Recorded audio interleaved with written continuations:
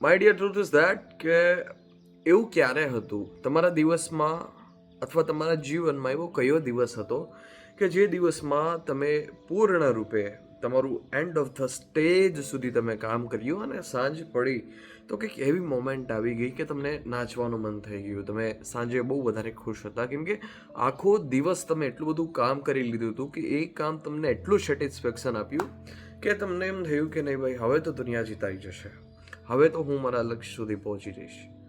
અમુક ક્ષણવાર જ થયું. તમે ક્યારેય એ અહેસાસ જતાવ્યો છે, તમે ક્યારેય એના પર વિચાર્યું છે કે આવી જ વસ્તુ આખો દિવસ થાય, અવાજ આવા આખા દિવસો નીકળે તો જીવનની શું દિશા હશે, એક નવું ઉજ્જવળ જીવન હશે. જેવી રીતે આપણે સૂર્યને પ્રકાશ તરીકે સરખાવીએ છીએ, દીવો છે અંધકાર દૂર કરે છે. તમે વિચાર્યું છે કે તમારા જીવનનો છે અંધકાર કેટલો દૂર થશે કે જ્યારે એવરી ડે તમારા આવા દિવસો જશે. પહેલી વસ્તુ તો એક સરળ રીતે આપણે સમજી લઈએ કે pain is the must in our life. Pain is life and rest equal death. આ સિમ્પલ સૂત્ર છે, આના સિવાય કોઈ મોટું સૂત્ર નથી. જો એક આ સરળ સૂત્ર અને સરળ વાત તમને સમજાઈ જાય કે પેઇન ઇઝ લાઈફ અને રેસ્ટ ઇઝ ડેથ, કે જેઓ ખરેખર હકીકતમાં જે આરામ કરે છે, જે આળસમાં પોતાનું જીવન વ્યતીત કરવા માગે છે, પોતાનો સમય છે એ વિતાવવા માગે છે આળસમાં, તો સમજી લેવાનું કે એ બધા લોકો મરેલા સમાન છે, એનાથી વધારે કશું જ નથી. અને જે કંઈ પણ લોકો અને જેટલા પણ લોકો પેઇનનો સહારો લે છે, એક દર્દનો સહારો લે છે અને પોતાના જીવનમાં પરિશ્રમ કરી અને આગળ વધે છે, એ લોકો હકીકતમાં ખરેખર જીવે છે. જેઓ સ્વયંથી કંઈક આગળ વિચારે છે તેઓ એક મર્દની માફક જીવે છે. બાકી બધા તો ઠીક છે, પોતાના માટે તો આ દુનિયામાં બધા જ લોકો કરી લે છે, પરંતુ લોકોને શું ગમે છે, એના જીવનમાં શું અલગ કરી શકાય છે.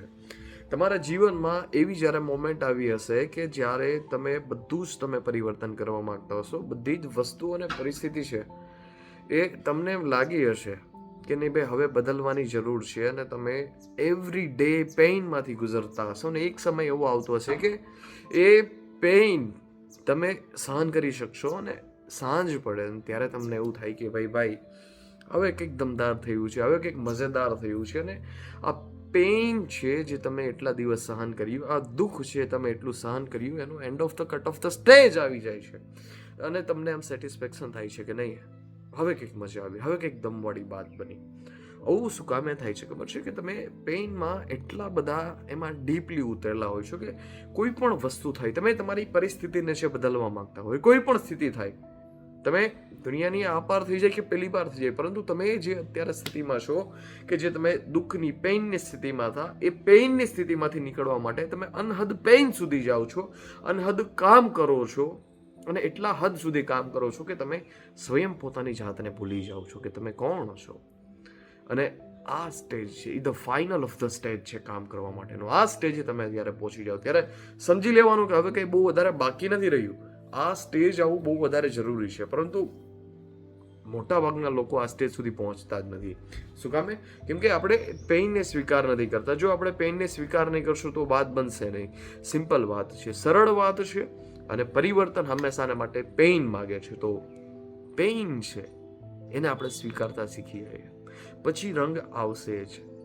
દુઃખ છે તો સુખ આવવાનું છે, સુખ છે તો દુઃખ આવવાનું છે. આ સાયકલ કન્ટિન્યુઅસ છે, ચાલતી જ રહેવાની છે, આને કોઈ રોકી શકતું નથી. પરંતુ આ બધી જ વસ્તુને પાર થઈ જવું, એન્ડ ઓફ ધ સ્ટેજ. આપણે અને ઘણી બધી વાત કરશું, પરંતુ આજના શોર્ટ વિડીયોમાં આટલું જ. પેઇનને સ્વીકાર કરીએ, છાતી ફૂલાવીએ અને દુનિયાની સામે ટકોર મારીને ઊભા રહીએ. Pain is the must, rest equal death. મળતા રહીએ. જય હિન્દ.